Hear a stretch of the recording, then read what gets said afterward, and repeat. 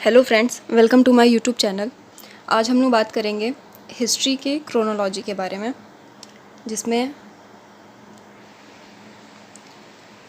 पहला है क्रोनोलॉजी। जो जर्मन हिस्टोरियन थे क्रिस्टोफ सिलेरियस, वो पहले हिस्टोरियन थे जिन्होंने ट्राइपार्टाइट डिवीजन ऑफ हिस्ट्री के बारे में बताया था। उन्होंने हिस्ट्री को 3 पीरियड्स में डिवाइड किया था, और यही जो है वो स्टैंडर्ड मॉडल जो है वो हिस्ट्री राइटिंग और रेटिंग के लिए यूज़ किया जा रहा है आजकल।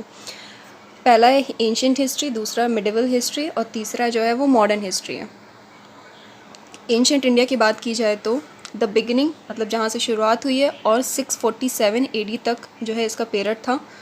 और इसका जो पीरियड स्टार्ट होता है वो लिथिक स्टोन पीरियड से डेथ ऑफ हर्षा, मतलब एक राजा थे उनके डेथ तक मतलब कंप्लीट होता है। प्री हिस्टोरिक पीरियड में जो है वो 30 लाख BC से 600 BC तक का इसका टाइम पीरियड है।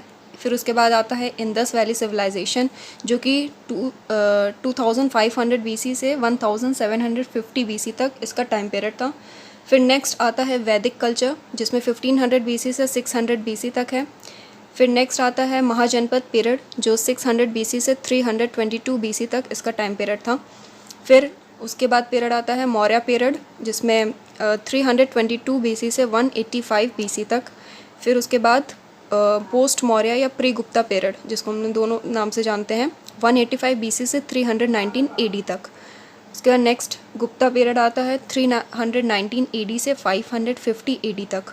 उसके बाद नेक्स्ट जो लास्ट हमारा पीरियड आता है वो पोस्ट गुप्ता पीरियड या वर्धना डायनेस्टी, जो कि 550 AD से 647 AD तक इसका टाइम पीरियड रहता है।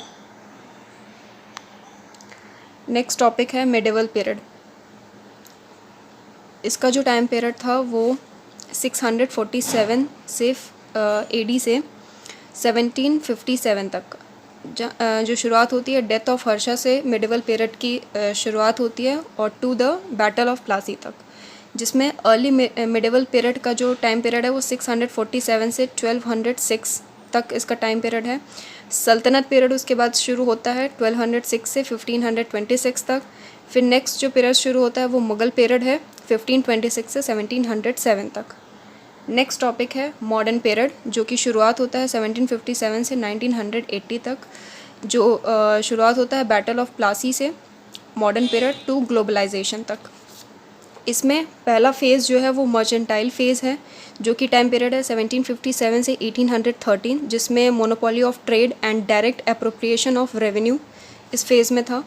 फिर सेकेंड फेज़ की शुरुआत होती है द इंडस्ट्रियल फेज़, जिसका टाइम पीरियड है 1813 टू 1858, जो कि है period of laces fair that is free trade का फेज़ रहता है। फिर थर्ड फेज़ को कहते हैं हम लोग द फाइनेंशियल फेज़, जो कि 1860 से 1947 तक रहता है। Finance imperialism period of British capital investment in India. उसके बाद जो पॉलिसीज़ फिर ब्रिटिश पॉलिसीज़ जो थी नेटिव स्टेट्स को लेके, ring fence policy, subordinate isolation policy, subordinate union policy and equal federation policy, इन सब टॉपिक के बारे में हम लोग नेक्स्ट वीडियो में डिटेल में समझेंगे। आज के लिए इतना ही। Thank you. और अगर आपने सब्सक्राइब नहीं किया मेरे चैनल को तो सब्सक्राइब कर दीजिए। Thank you for watching.